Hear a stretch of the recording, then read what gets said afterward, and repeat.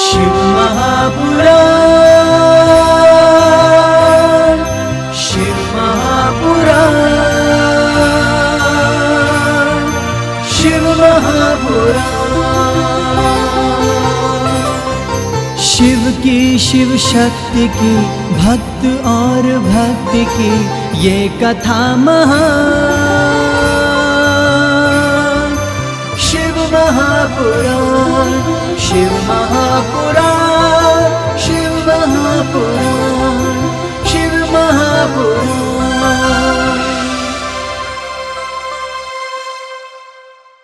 ओम नमः शिवाय, ओम नमः शिवाय। हर हर भोले नमः शिवाय। ओम नमः शिवाय, ओम नमः शिवाय।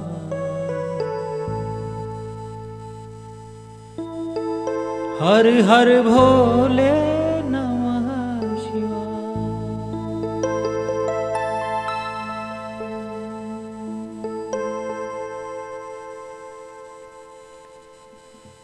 श्री गुरु चरण सरोज रज, निज मन मुकुर सुधारी। बरनौ रघुवर विमल जसु,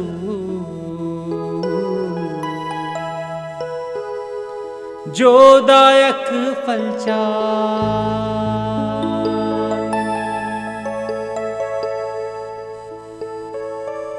बुद्धिहीन तनु जानिके, सुमिरो पवन कुमार। बल बुद्धि विद्या देहु मोहे, हरहु क्लेश विकार।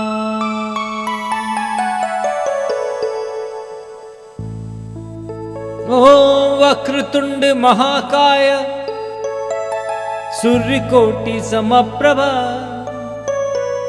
निर्विघ्नं कुरु मे देव, सर्वकार्येषु सर्वदा।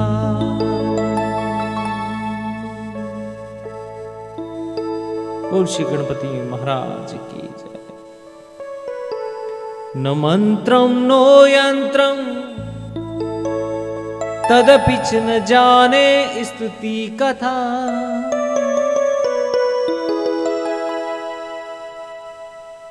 न चाह्वानं ध्यानं, तदपि च न जाने स्तुति कथा। न जाने मुद्रास्ते, तदपि च न जाने विलपनम्। परम जाने मातस्, तदनुचरणं क्लेशहरणम्। हे मातेश्वरी। कर्पूर गौरं करुणावतारं, संसार सारं भुजगेन्द्रहारं। सदा वसन्तं हृदयारविन्दे, भवं भवामीं सहितं नमामि।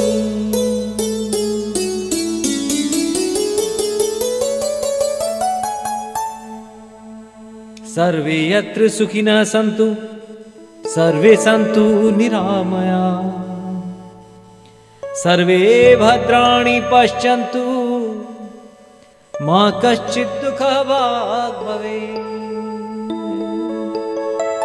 नमः सर्वहितार्थाय, जगत् आधार हेतवे। साष्टांगो प्रणामस्ते, प्रयत्नेन मया कृते। ओम नमः पार्वती पतये, हर हर महादेव।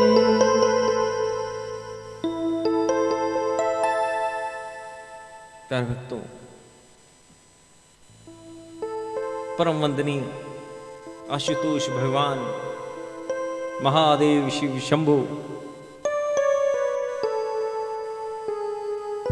की परम पावन कथा सुनने और सुनाने का यह सौभाग्य मिला है।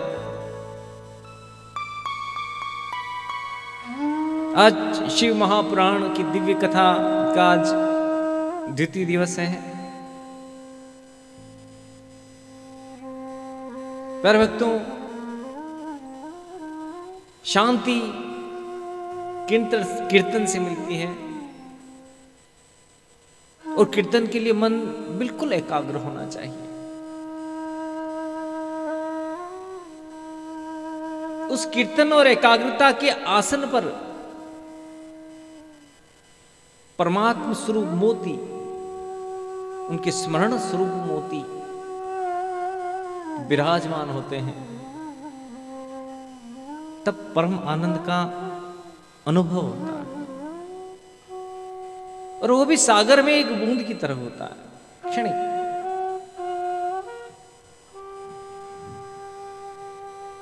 क्योंकि हमारे पास जो सबसे मूल्यवान वस्तु की कामना हो तो उसके लिए बहुत महाप्रयास करना पड़ेगा। जितनी मूल्यवान वस्तु को प्राप्त करना चाहते हैं उतने लिए महान प्रयास करना पड़ेगा। वो सस्ती वस्तु के लिए सस्ता प्रयास करना पड़ेगा। परंतु यहां भक्ति मार्ग में बिल्कुल उल्टा। ये महान से भी महान, मूल्यवान से भी मूल्यवान वस्तु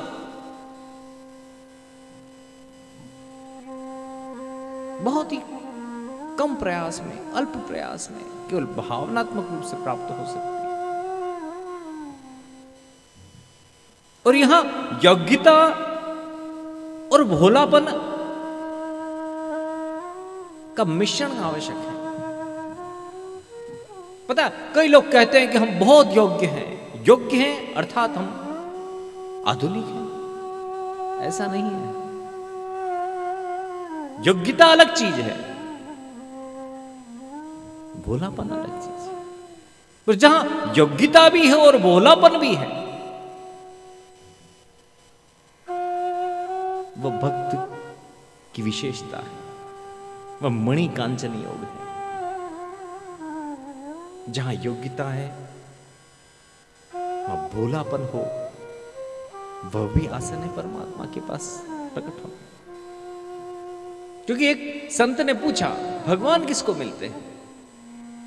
किसी ने कहा कि पूजा पाठ करने से मिलते हैं, किसी ने कहा कि दान पुण्य करने से मिलते हैं, किसी ने कहा कि मन को एकाग्र कर चित्त होकर तपस्या करने से मिलते हैं।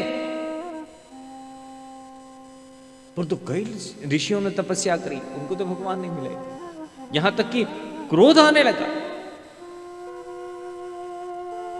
तो एक बहुत सुंदर बात कही थी भगवान ने कि जो मन से भोला है, ये शब्द चाहे सरल है, क्लिष्ट नहीं है, संस्कृत का नहीं है, भोला शब्द है। जो मन से भोला है, उस बात में सब चीज समाहित है। जो मन से भोला है वो प्रभु को बहुत प्रिय है। और इसीलिए भगवान भोलेनाथ ने भी स्वयं का नाम भी भोलानाथ रखा है। देखिए आप,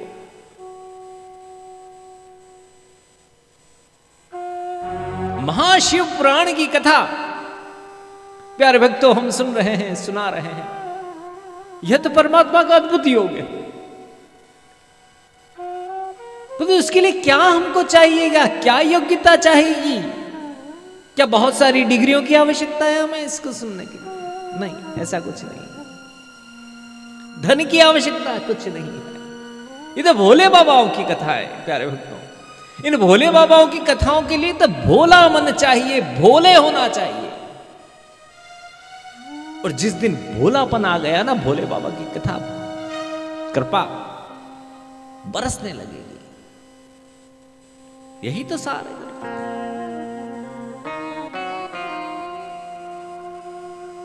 ये नित्य प्रति होने वाली शिव महापुराण की कथा, हजारों ऋषि मुनि जो भोले मन के थे, जिन्होंने अपने लिए कभी कुछ नहीं चाहा लोक कल्याण के लिए, उन्होंने सरलता से सूत जी महाराज जो व्यासा अवतार व्यास जी के शिष्य थे, उनसे सुन सुन के आते थे, जगह जगह कथा सुनाते थे। सूत जी महाराज को पूछा था, हमको ऐसी कोई कल्याणकारी कथा सुनाओ जो, तब वो सुनाने लगे थे और बता रहे थे कि महाशिव पुराण की कथा तो भगवान स्वयं भगवान शिव के मुख से निकली हुई कथा है, जो सनत कुमार जी को सुनाई थी। उसके बाद सनत कुमार जी की आज्ञा से, उनके उपदेश से ब्रह्मा जी ने सुनी, ब्रह्मा जी से व्यास जी ने सुनी और व्यास जी ने फिर सूत जी को सुनाई, और अब सूत जी से हजारों ऋषि लोग सुन रहे और हमारे पास आई। पहले महाशिव पुराण की कथा का प्राचीनतम स्वरूप तो जो भोलेनाथ ने दिया था, वो तो 1 लाख मंत्रों की संख्या थी उसमें। व्यास जी ने उसे संक्षिप्त किया और कुल 24,000 श्लोक बनाए।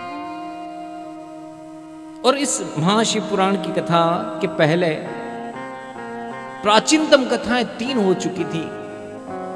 ये चौथा श्री महाशिव पुराण इस पृथ्वी पर, ये भूतल पर अस्तित्व में है। उसके पहले की 3 महाशिव पुराण लुप्त हो गई, उपलब्ध ही नहीं। इसमें 7 भाग अर्थात 7 संहिताएं हैं, और इस संहिताओं के भी नाम हैं, जिसमें विद्वेश्वर संहिता, रुद्र संहिता, संहिता, कोटि संहिता, उमा संहिता, कैलाश संहिता और 7वीं वायु संहिता के नाम से परमात्मा भगवान श्री सदाशिव आशुतोष भगवान महादेव महेश्वर की कथाएं हैं। इसलिए जो सर्वोपरि है, ब्रह्मतुल्य है, शुभ गति देने वाला है, जो बहुत मूल्यवान है, जो हमारा जीवन सार्थक कर देगा, हमें अमीर बना देगा, हमें योग्यता के परम उत्कर्ष पर लेकर चला जाएगा, वह फल तो तुच्छ है। वह फल तो चाहोगे तो मिलेगा ही, लेकिन जो सब कुछ दे, शांति भी दे, परंतु ज्ञान के पट खोल दे, ज्ञान मार्ग को आहत होने दे संसार से, और ये छोटी सी जिंदगी हम आसानी से जी सकें, वो परम लाभ, बहुत मूल्यवान लाभ छोटे से प्रयास से मिल सकता है। भोलेपन से नियमित होकर इस कथा का पालन करिए, और साथ साथ में अंतर्मन को कीर्तन की लय में लाइए, तब ये कथा सुनिए। अपनी घड़ी की ओर ध्यान नहीं देकर उस कीर्तन में लय में लाकर जब आप कथा सुनेंगे ना प्यारे भक्तों, तो यह कथा का ये जो प्रसंग आते जाते हैं, वो आपका जीवन बदल देंगे। आप कहां हो यह भी पता नहीं चलेगा। उस कीर्तन भगवान भोले बाबा की शरण में लीन होने के प्रयास कीजिए। ओम नमः शिवाय, ओम नमः शिवाय, हर हर भोले नमः शिवाय, ओम नमः शिवाय, ओम नमः शिवाय, हर हर भोले नमः शिवाय, ओम नमः शिवाय, ओम नमः शिवाय, हर हर भोले नमः शिवाय, ओम नमः शिवाय, ओम नमः शिवाय, हर हर भोले नमः शिवाय, ओम नमः शिवाय, ओम नमः शिवाय, हर हर भोले।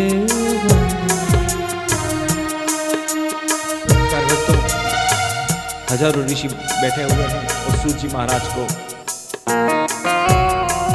कह रहे हैं कि सूत जी महाराज, शिव महादेव जी का आविर्भाव कैसे हुआ, ये उमा जी का आविर्भाव कैसे हुआ? और हमने तो सुना है ब्रह्मा विष्णु महेशश्च त्रयो देवा शिव अंशजाः। ऋषि लोग कहते हैं कि हमने तो सुना है कि ब्रह्मा जी और विष्णु जी ये शिव जी के अंश हैं। उस समय कहने लगे कि यही तो सारी बातें नारद जी ने पूछी थी ब्रह्मा जी ने भी ऐसे ही उत्तर दिया। ब्रह्मा जी ने स्पष्ट कहा था, ब्रह्मा जी ने कहा कि महाप्रलय हर कल्प युग में होता चला जाता है और महाप्रलय जब आता है तब सब नष्ट हो जाता है। ऐसे महाप्रलय च नष्टे स्थावर जंगमे, सब कुछ शांत हो गए, यहां तक कि तारे ग्रह नक्षत्र सूर्य पृथ्वी आकाश सब समाप्त। आसितो तमो मयम सर्व अर्कम, आसितो तम, अंधकार ही अंधकार, प्रकाश ही नहीं। प्रलय आता तब ऐसा होता है। ब्रह्मा जी कहते हैं जब प्रलय आया तब सब कुछ था, परंतु परमात्मा शक्ति तो थी। सबके समाप्त हो जाने पर जो बचता है वही तो परमात्मा है। कुछ नहीं बचे, घटा आकाश, मिट्टी है का गड़ा है, उसको फोड़ दिया, आकाश बच गया। मिट्टी के ऊपर पृथ्वी है, ये सारी पृथ्वी है, पृथ्वी सब समाप्त हो जाए, ग्रह नक्षत्र तारागण सब समाप्त हो जाए तो कौन बचता है? परमात्मा। यदि कुछ ना बचे तो पुनः सृष्टि कैसे बनेगी?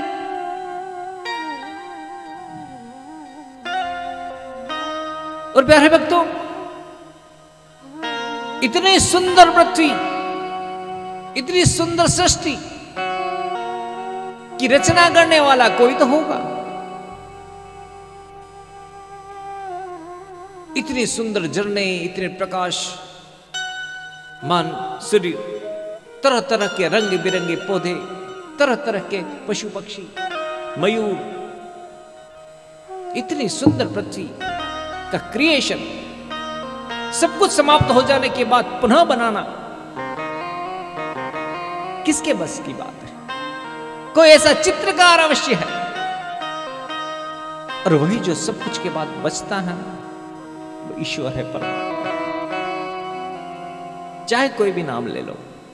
ब्रह्मा जी बता रहे हैं कि जब प्रलय में सब कुछ शांत हो गया तो वही अमूर्तेन स्वमूर्तिश्चितेन कल्पी स्वलोक, वह अमूर्त रूप है, उसका कोई मूर्त रूप नहीं है। और बार बार कथाओं में मैं आपको कहूंगा, विद्वान लोग भी सुन रहे हैं, मेरे पास फोन आ रहे हैं और सभी विद्वानों के फोन के प्रश्नों का उत्तर भी मैं दूंगा इस कथाओं में। जितने भी लोग सुन रहे हैं प्यारे भक्तों, ध्यान से सुनिए, ये कथाएं बहुत ही ज्ञानवर्धक हैं। कि अमूर्त रूप में मैं बार बार शब्दों का प्रयोग करूंगा कि जैसे सगुण और निर्गुण। ये शब्द का अर्थ यह है कि सगुण अर्थात गुणों के सहित, जिसमें आकार हो, आकार हाथ प्रकार हो। निर्गुण अर्थात निराकार हो, जो सब में व्याप्त है, एक हवा की तरह है, बिना रंग का है, जल की तरह है, जल से भी परे है। वो निर्गुण शब्द कहूं तो बिना आकार का, वो साकार कहूं, सगुण कहूं तो आकार, अमूर्त कहूं तो बिना मूर्ति का। ये जो अमूर्तेन स्वमूर्तिश्च तेनाश्कल्पी, ये जो भगवान का कोई आकार नहीं, भगवान तो सब कुछ बन सकते हैं। और वह जो भगवान है ना, वो निराकार ही अस्तित्व में थे और अपने सब गुण सौंदर्य में अपने समेटे हुए सर्वत्र गतिशील भी हो सकते हैं। और ऐसे अमूर्तेन यत् पराख्यावे तस्य मूर्ति ही सदाशिव, और वही सदाशिव। अभी तक क्रिएशन नहीं है भोले बाबा, यदि सदाशिव परमात्मा शिव के रूप में, जो महादेव के रूप में, मनुष्यों में के ऊपर कौन देव, वो देवों के ऊपर महादेव भगवान की कथाएं हो रही है। वो परमात्मा स्वरूप महादेव, जो ईश्वर का भी महा हो, वो महा ईश्वर महेश्वर की कथा महाशिव पुराण की कथा, जिसमें सब समाहित है। अर्वाचीना पराचीना ईश्वर तम जगुर्बुदा। महाशिव पुराण के मंत्र बताते हैं कि अर्वाचीना पराचीना ईश्वर तम जगुर्बुदा,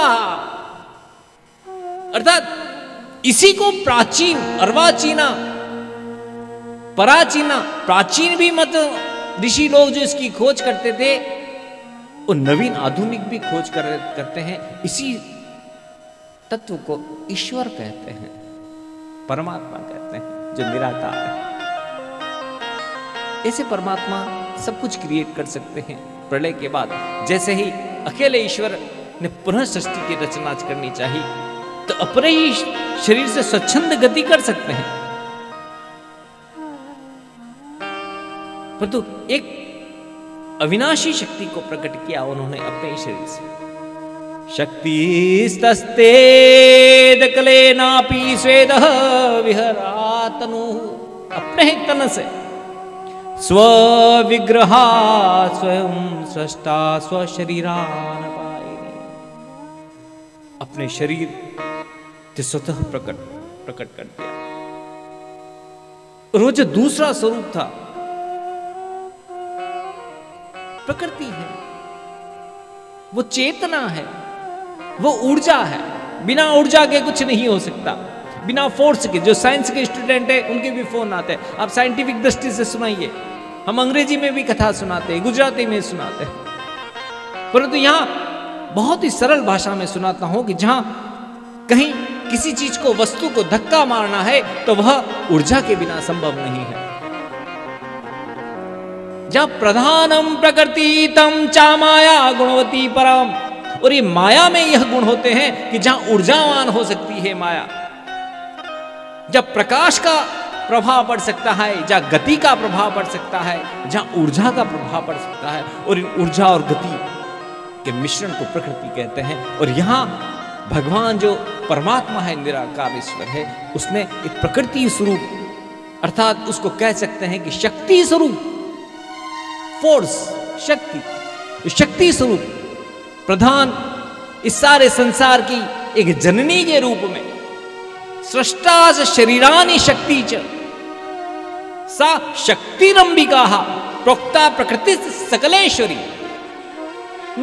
सा शक्तिरंबिका प्रोक्ता प्रकृति सकलेश्वरी, त्रिदेवी जननी नित्या मूलिकारं कारणम अच्युतम। जितनी भी आप देवियां देखते हैं, इन सभी की मूल जननी, माया जननी, प्रकृति जननी, शक्ति अंबिका के रूप में भगवान सदाशिव जो निराकार थे, उन्होंने सिर्फ एक माया प्रकट कर दी, ये माता जी प्रकट कर दी। बोलो अम्बे माता की जय। और ऐसा अम्बे मां का स्वरूप सौंदर्य की खान, अष्टभुजाएं भस्याष्टो भुजाश्चा सब विचित्र वरदान शुभा, आभूषण भी हैं, 8 हाथ हैं माता जी। बोलो अम्बे मात की जय, बोलो एकलिंग नाथ की जय। जय जय भवानी माँ दुर्गे भवानी माँ, जय जय भवानी माँ दुर्गे भवानी, अम्बे भवानी माँ काली भवानी माँ, अम्बे भवानी माँ दुर्गे भवानी माँ। थोड़ी सी देर इस मातेश्वरी के स्मरण में जाएं और अंतरंग रूप से प्रार्थना करिए कि हमें ऐसा ज्ञान दीजिए कि सारा संसार का भ्रम टूट जाए इन कथाओं के माध्यम से। ये जो उलझन है हमारे वेदों पुराणों की, ये परमात्मा तत्व क्या है, शक्ति स्वरूप क्या है, भगवान श्री कृष्ण क्या है, भगवान श्री राम क्या है, महादेव क्या है, गणेश जी क्या है। माता जी से मांगे, ऐसा ज्ञान मांगे कि आपका सब उलझन मिट जाए। सच में परमात्मा उसका ज्ञान देंगे और धीरे धीरे धीरे ज्ञान के मोती जब आएंगे ना, तब धीरे धीरे आपकी भक्ति सुदृढ़ होगी। और यही तो है भोले बाबा की लीला है। भोले की जय जय, शिव जी की जय जय, भोले की जय जय, शिव जी की जय जय, दुर्गे की जय जय, शिव जी की जय। और ऐसे मातेश्वरी प्रकट हो गए। बोलो अम्बे मात की जय। प्यार व्यक्त हो। और उसी समय भगवान जो निराकार ईश्वर थे, उसने सर्वप्रथम स्वरूप अपना साकार होकर प्रकट किया। हाथ जोड़कर नेत्र बनकर उस स्वरूप का दर्शन कीजिए। परम पुमानीश्वरः स शिवः शंभु वरुणीश्वरः। परम पावन स्वरूप, सिर में गंगा, शीशः मंदाकिनी धारी, भाल चंद्रिकस्त्रिलोचन। ऐसे परमात्मा स्वरूप जिनके सिर में गंगा, 3 नेत्र, माथे पर चंद्रमा। आहा, ऐसे शिवजी ने दर्शन दिए जब कुछ नहीं था। शिवजी त्रिशूल हाथ में लिए हुए भगवान भस्मधारी, और उस परम ब्रह्म ने ऐसे सुंदर दर्शन देके पराशक्ति मां अंबिका के साथ हंसते हुए मुस्कुराते हुए अपने ही क्रिएशन के साथ प्रस्तुत हो गए संसार को बनाने के लिए। और उस समय सर्वप्रथम शिव और शिवा, मातेश्वरी और भगवान शंकर, उन दोनों ने शिवलोक की स्थापना की। शिवलोके विदं क्षेत्रम निर्मितम तेन ब्रह्म। शिवलोक की स्थापना करी। पृथ्वी वगैरह कुछ नहीं है। बाद में जाकर पृथ्वी के ऊपर वह क्षेत्र आया शिवलोक, जो बाद में काशी कहलाया, काशी स्थान कहलाया पृथ्वी पर। जैसे भगवान श्री कृष्ण का धाम वृंदावन कहलाया ना, ये महादेव जी का यह काशी कहला दिया। उस समय भगवान का सौम्य स्वरूप, महादेव जी का स्वरूप, यही स्वरूप जिनकी यही चिन्ह थे। आनंद वन में रमण करते हुए भगवान शंकर मन ही मन विचार करने लगे। सदाशिव, जिसको महादेव कहते, महान देव आशुतोष कहते हैं, विचार करने लगे। माता जी को कहने लगे, अरे माता, हे देवी, अभी जो सृष्टि का सारा भार है हम कम कर देते हैं। कैसे स्वामी? हम ऐसे कम कर देते हैं कि हम एक पुरुष की रचना करते हैं, एक ऐसे पुरुष की रचना करते हैं जो संसार का सारा भार ले ले, और ये सारा भार लेकर वह सब कुछ पालन करता रहे, सब कुछ करता है। हम शांत होकर प्रकृति का आनंद ले और शांत होकर दूर दूर से देखकर सब कुछ करें। सच में उनके मन में संकल्प हुआ। और ततश्च पुमाना विरासितः त्रैलोक्य सुंदरम शांतम सत्य गुणोद अधिकम गंभीरम तत्पुरुषा। एक ऐसा, जैसे भगवान ने शक्ति का प्राकट्य किया, वैसे ही परम पिता परमेश्वर ने शक्ति के साथ मिलकर एक ऐसा स्वरूप प्रकट किया जो सर्व समर्थ और अतिशय शांत। देवताओं के क्या गुण माने जाते हैं? जो सुंदर हो, जो शांत हो, जो करुणाप्रद हो, जो क्षमावान हो, जिनको प्रणाम करने की इच्छा हो, जिनसे आनंद की वर्षा आए। देवताओं के गुण होते ना ये। ऐसे स्वरूप में देवों में देव, परम पुरुषोत्तम, ऐसा सुंदर देवता की रचना करी। और वो कौन देवता? विष्णु भगवान। ये सब गुण होते हैं भगवान विष्णु में। करुणाशील है, क्षमावान है, सौम्यता, दीनानाथ, ये इन्हीं को तो कहते हैं देवताओं के गुण। ऐसे भगवान परम पुरुषोत्तम, पुरुषों में उत्तम कहा गया है, देवताओं पुरुषों में उत्तम। ऐसे भगवान सौम्य प्रकट हो गए। उस समय एक लीला करी है, शिव जी से अनुवाद हुआ था, मेरा नाम का निर्धारण कर क्या कर्मों का आश्रय। शिव पुराण में लिखा हुआ है ये सब। नामानि कुर्वन्ति स्मामि कर्म जगावितः। उसमें सदाशिव भगवान ने उनको कहा, वैष्णवम ती व्याख्याता नाम ख्यातम भविष्यति। विष्णु नाम होगा तुम्हारा, क्योंकि जैसे मैं सर्वव्यापक हूं, तुम भी सर्वव्यापक हो। मैं सर्वसमर्थ हूं, तुम भी सर्वसमर्थ हो। मेरा महादेव नाम है, तो महादेव से कम नाम तुम्हारा नहीं हो सकता। विष्णु नाम है, सर्वव्यापक को कहते हैं विष्णु, जो अंतरंग रूप से व्यापक है, सर्व हृदय में समाहित है, और वही भगवान विष्णु। उन्होंने कहा क्या? उसी समय महादेव जी अंतर मन से वार्तालाप हुई और कहा कि भक्तों को सुख देने के लिए यूं तो तुम्हारे बहुत सारे नाम होंगे, भक्त जिस नाम से पुकारना चाहेंगे तुम पुकारे जाओगे, और तो तप करो। उस समय तप करने लगे विष्णु भगवान, और इतना तप किया, इतना तप किया। उस समय श्वास मार्ग से भगवान ने वेद उनको दिए हैं, इसलिए वेदों को क्या कहते हैं कि यस्य निश्वासतः वेदाः, श्वास मार्ग से वेदों को भी दे दिया भगवान ने। उस समय 12,000 वर्ष से, दिव्य वर्ष से अधिक तक ठाकुर जी महाराज, जगन्नाथ स्वामी, विष्णु भगवान तपस्या करने लगे।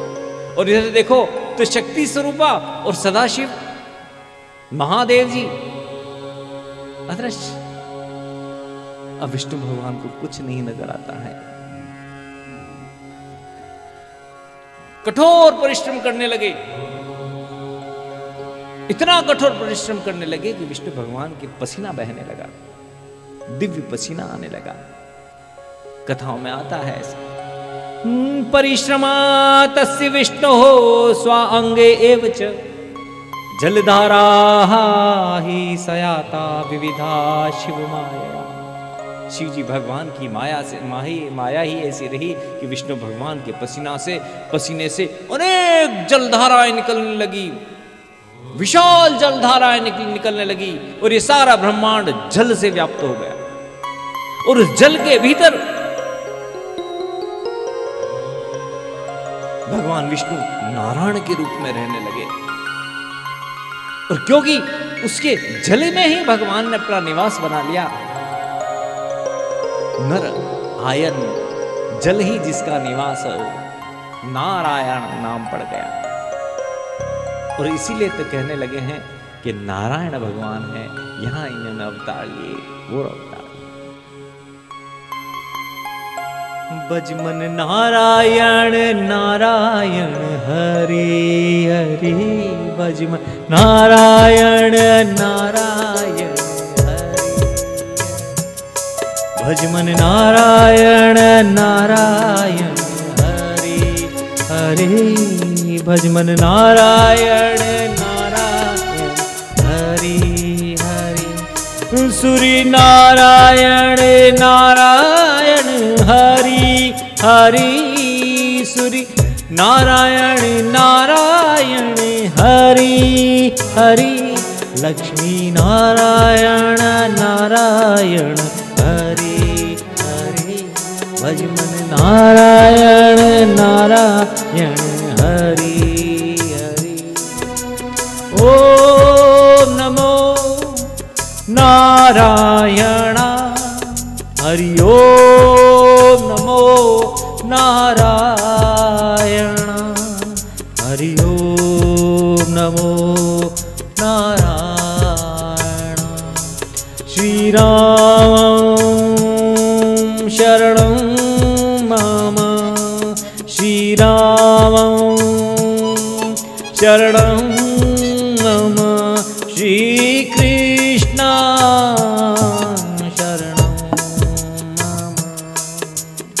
ओम नमो नारायण हरि ओम नमो नारायण हरि ओम नमो नारायण। उस तरीके से भगवान श्री नारायण शयन कर रहे थे और उनकी नाभि से ब्रह्मा जी कमल, सभी जानते हैं कथा, कमल पुष्प प्रकट हुआ, विशाल कमल पुष्प जिससे बुर्र भुवर तीनों लोगों की स्थापना हो सकती थी, उसके पे स्वयं वो ब्रह्मा जी प्रकट हो गए। उन्होंने कमल नाल में देखा, उसका ना आदि था अनंत था, उनको तपस्या करी, उनको नारायण भगवान के दर्शन हुए शेषनाथ जी की शैया पर। और ऐसे शेषनाथ की शैया पर लक्ष्मी जी वास करने वाली उनके दर्शन ऐसे सुंदर हुए तो ब्रह्मा जी ने देखकर, ये कथा आती है शिव पुराण में कि ब्रह्मा जी ने प्रथम तो पहचाना ही नहीं कि विष्णु भगवान की नाभि से ब्रह्मा जी प्रकट हुए। ब्रह्मा जी को विश्वास ही नहीं होता। ब्रह्मा जी कहते हैं विष्णु भगवान को कि आपको,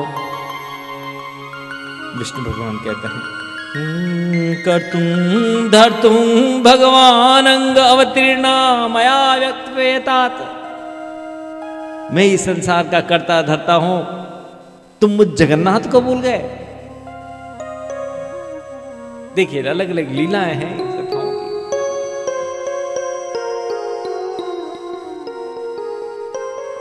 कर्तुं धर्तुं भगवान अंग अवतीर्ण मया व्यक्तवेतात विस्मृतो असि जगन्नाथ नारायणम नारायणम। अरे ब्रह्मा जी को कहते हैं भगवान विष्णु से, जगत का नाथ हूं मैं नारायण हूं, तुम भूल गए मेरे ही अंग से उत्पन्न हुए तुम। ब्रह्मा जी कहते हैं मैं भी जगन्नाथ हूं। विष्णु भगवान कहते हैं मैं सृष्टि का करता हूं, पालन करता हूं, विनाश करता हूं। ब्रह्मा जी कहते हैं ये सब गुण मेरे में भी। अरे तुम नहीं जानते कि परम ज्योति परमात्मा मैं ही हूं। ब्रह्मा जी कहते ये मैं भी हूं, मुझे अनुभव होता कि मेरे में भी शक्ति है, मेरे बहुत शक्ति संपन्न हूं। मानते हैं। अब ऐसी स्थिति में ब्रह्मा जी और इन दोनों में ऐसा विवाद हो गया, ऐसी लीला है शिव पुराण में, ऐसा विवाद हो गया कि दोनों एक दूसरे से क्रोध की दृष्टि से देखने लगे। अर्थात यह कि युद्ध तो नहीं परंतु ऐसे देखने लगे कि तुम बड़ा आया मैं बड़ा। और उसी समय बोलो एकलिंगनाथ की जय, तस्मिन् अंतरे लिंगम भच्चादुरः। ऐसे समय में उन दोनों के बीच में एक विशाल अग्नि स्तंभ खड़ा हो गया। न जाने कहां से आकर भयंकर अग्नि का स्तंभ खड़ा हो गया, जो देखने में एक लिंग के आकार का था, बहुत बड़ा। जो महादेव जी के लिंग होते हैं वैसे अग्नि का विशाल स्तंभ खड़ा हो गया, जो दोनों को हटा दिया। बोलो एकलिंगनाथ की जय। यही लिंग स्वरूप था और ऐसा भयंकर भीषण शब्द होने लगे, अग्निलिंग उत्पन्न हो गया। और ऐसे धीरे धीरे करके वो दोनों देखने लगे कि ये बीच में स्तंभ कहां से आ गया। सर्वप्रथम उसमें से कुछ नहीं, ओम शब्द प्रकट हुआ।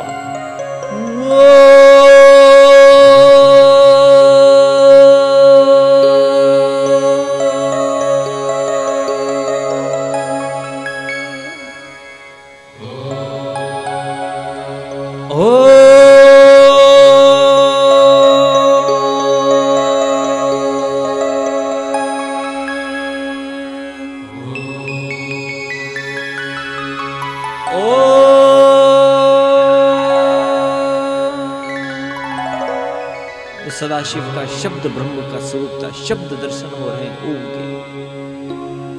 तदा समाभव तत्र नादोच शब्दः लक्षणः ओमामिति सुरश्रेष्ठा व्यक्त प्लूत लक्षण। मूर्ति स्वरूप होता ना शब्द, भगवान का शब्द मूर्ति देखनी हो तो ये ओम प्रकट हुआ। ये ओम ही भगवान के दर्शन है। इस सृष्टि के सनातन धर्म में है ये जो ओम है, यही में समाहित है परमात्मा। और ओम शब्द ही परमात्मा के दर्शन हो रहे थे उस समय। और वो स्तंभ ऐसा प्रकाशमान होने लगा जिसमें दाहिनी ओर आकार है जो सूर्य की तरह, स्वर्ण की तरह चमक रहा है। तो बीच में उस सूर्य स्तंभ में जो ओम है वो मकार है जो चंद्रमा की तरह शीतलता से चमक रहा है। और उत्तर की तरफ ओंकार का जो ओम बना हुआ है उसमें वह अग्नि की तरह तप रहा है। ऐसा एक स्तंभ जो लिंग के समान था उसके बीच में ओम शब्द आते हुए ओम प्रकट होकर दर्शन देने लगा, शीतलता सौंदर्यता की पूर्ण। तो तभी से लिंग पूजा प्रारंभ हुई, भगवान का निराकार लिंगेन दक्षिणे भागे तथा पश्चात सनातन। सनातन धर्म के प्रतीक रूप में ओम यह शब्द ब्रह्म का के दर्शन है। आद्यम वर्णम मकारम स्कुमुकार चोतरमेतम, अंधकार को मिटाते हुए मकारे मध्यश्चैव नामन्ते अस्ति चौमिदी सूर्यमंडले वह दृष्टा वर्ग अध्यम तु दक्षिणे। प्रकाशमान हो रहे हैं, एक तरफ दाहिनी और सूर्य के समान सौंदर्य के रूप में स्वर्ण की तरह चमक रहा है, मध्य भाग में मकार चमक रहा है, चंद्रमा की तरह अग्नि स्वरूप चमक रहा है। दोनों देखने लगे ये कहां से आवाज आ रही है। ओम तत्व आश्चर्यचकित हो गए, उस ओम की खोज करते हैं। अब ये क्या है?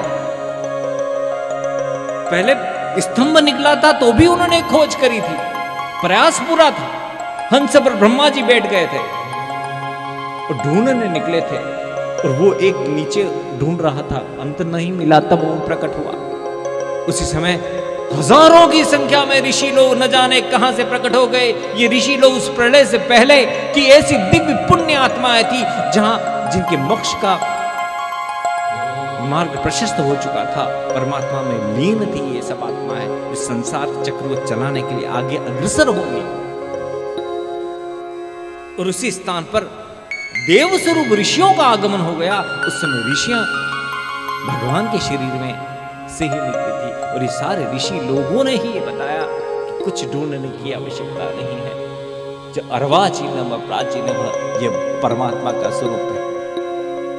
ऋषि को कहते हैं महादेवम परम ब्रह्म शब्द ब्रह्म तनुम परः, यही महादेव है। देवो विद्याहम, ये ब्रह्म परम ब्रह्म भी है और शब्द ब्रह्म भी है। और इस समय एक एक अक्षर के द्वारा पुकारा जा सकने वाला नाम निकला। एकाक्षरेण मद्वाक्यम मृतम परम कारण। वो जो एक अक्षर है ना ओम, एक अक्षर है, उस एक अक्षर के द्वारा पुकारा जा सकने वाला परमात्मा प्रकट हुआ है जो सत्य चित आनंद है। सत्यम आनंदम अमृतम परम ब्रह्म परात्परः। परमात्मा का क्या गुण है? सत्य जो बदल नहीं सकता, चैतन्य है जिसमें शक्ति है, और परमात्मा के जो हृदय में धारण कर ले उसमें आनंद स्वतः।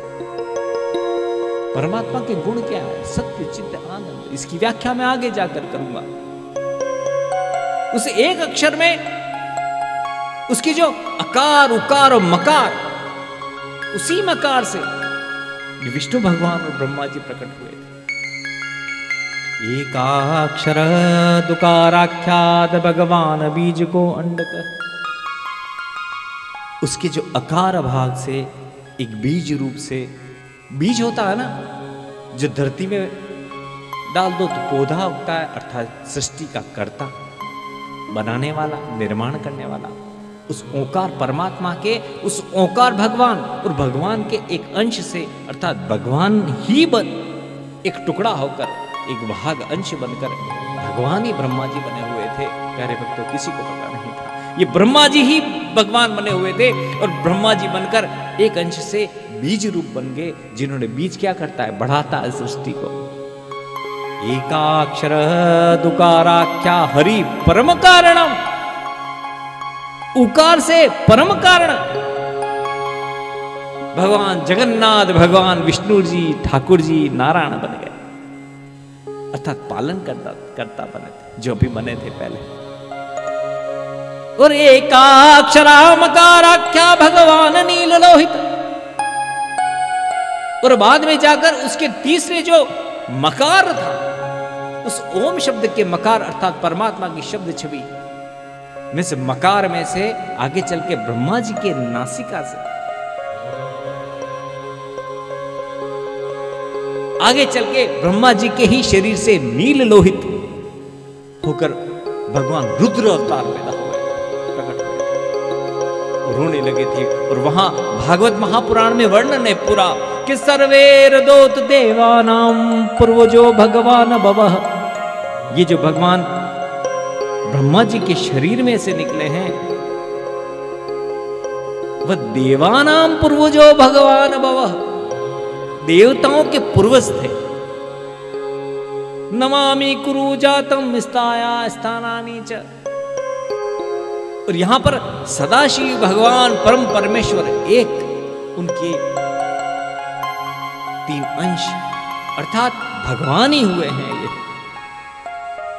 और यह जो स्वरूप रुद्र का था, ये रुद्र ब्रह्मा विष्णु महेश, ब्रह्मा विष्णु शिव, ब्रह्मा विष्णु रुद्र। और इस तरीके से ये जितनी भी कथाएं हैं, इसमें लीलाएं करी है। जहां राम को देखने जाते हैं भगवान भोलेनाथ, आपने देखा होगा, तो ये रुद्र भगवान ने लीला दृष्टि से शरीर को रचा। कृष्ण भगवान के लीला दृष्टि के समय में सृष्टि का पालन करता हुआ, और यह आकार बीजी सृष्टि कारक है। और ऐसे उस समय आश्चर्य से देखने लगे थे ब्रह्मा विष्णु महेश कि आखिर ये ओम और लिंग के पीछे क्या है। उस समय जो बाद में जाकर जो रुद्र अवतार हुए थे, होने वाले थे ब्रह्मा जी के शरीर से, उसके पहले भगवान ने, महादेव जी ने मां अंबिका के साथ जो पराशक्ति की व्याख्या करी, उसके साथ उस लिंग में प्रकट होकर दर्शन किए। बोलो श्री एकलिंगनाथ की जय। और वहां पर उस दर्शन में रुद्रावतार में सती माता के साथ दर्शन दिए भोले बाबा ने, जिनके 2 हाथ थे, 1 मुख था। पर यहां जो परम ब्रह्म महादेव के रूप में शक्ति परम ब्रह्म माता के साथ जो दर्शन दिए थे, जो प्रारंभ था, जब महेश्वर कहलाया, ईश्वर महाईश्वर, उनके 5 मुख थे और 10 भुजाएं। शास्त्रों में यह वर्णन आ रहा है श्री पुराण। पंचवक्त्रम दशाभुजा घोर कर्पूर मुने है, नाना कांति समायुक्तो नाना भूषण भूषितम। यह स्वरूप इस स्वरूप का था। और प्रसन्न हो गए, अथ प्रसन्नो भगवान महेश परमेश्वर, वो परमेश्वर महादेव वह स्वरूप में दर्शन किए, परमेश्वर का हृदय आनंदित हो गया। तो ब्रह्मा विष्णु को देखकर उन्होंने पंचमुख में 10 हाथ के साथ चंद्रमा लगाए हुए दर्शन दिए। और वह सारा जो उनका शरीर था, वो एक मंत्रों से बना हुआ था, शब्द से बना हुआ था, अ की मात्राओं से सिर बना था भगवान का। उन्होंने ओम शब्द से अपने साकार रूप में प्रकट होकर दर्शन दिया। वो जो स्तंभ था वो निराकार था, लिंग था, ओम शब्द रूप था। तो साकार रूप से दर्शन देने के लिए ये स्वरूप धारण करके सामने खड़ा रहे थे, जिसमें एक शब्द से दर्शन दिया था। दंत पंक्तियां उनकी अलग अक्षर से बनी थी, तालुकाएं उनकी अम अक्षर से बनी थी, म से उनका हृदय बना था महादेव का, जो सदाशिव जो स्वयं मूर्ति परम ब्रह्म की मैंने बताई उससे। एवं शब्दमय गुणस्थ गुणात्मनः द्रष्टा तमो सार्थकृत्वारो मनयाभर। निर्गुण होते हुए गुणात्मक के शब्द रूप में उमा सहित विष्णु जी के दर्शन देके कृतार्थ कर दिया। अर्थात एवं शब्द रूपम गुणात्मक, निर्गुण होते हुए भी गुणात्मक शब्द रूप में दर्शन देने के लिए। प्यारे भक्तों, एक छोटी सी बात के बाद हम फिर कल मिलेंगे। कल बहुत ही सुंदर इसी प्रसंग का आगे का भाग आपको सुनने को मिलेगा और आपको बहुत आनंदित करते हुए मैं ये बात कह रहा हूं कि ये जो ओम प्रकट हुआ था इसकी व्याख्या कल करूंगा। इस ओम के साथ साथ 5 मंत्र भगवान ने वहां पर प्रकट किए, उसमें ओंकार प्रणव शब्द प्रकट किया। दूसरा, अथ पंचशीतो मंत्र कालाष्टका समायुक्ता पंचाक्षर स्तोत्र ओम नमः शिवाय। ओम नमः शिवाय, ओम नमः शिवाय, हर हर भोले नमः शिवाय, ओम नमः सोमेश्वराय शिव सोमेश्वराय, हर हर भोले नमः शिवाय, ओम नमः शिवाय, ओम नमः शिवाय, हर हर भोले नमः शिवाय। एक ओम प्रकट किया, एक ओम नमः शिवाय पंचाक्षर स्तोत्र। एक ब्रह्मा जी के लिए वेद माता गायत्री का उपदेश दिया। ओम भूर्भुवः स्वः तत्सवितुर्वरेण्यं भर्गो देवस्य धीमहि धियो यो न प्रचोदयात्। ये भी भगवान प्रकट। भूर्भुवः स्वः तत्सवितुर्वरेण्यं भर्गो देवस्य धीमहि धियो यो न प्रचोदयात्। ओम भूर्भुवः स्वः तत्सवितुर्वरेण्यं भर्गो देवस्य धीमहि धियो यो न प्रचोदयात्। भूर्भुवः स्वः तत्सवितुर्वरेण्यं भर्गो देवस्य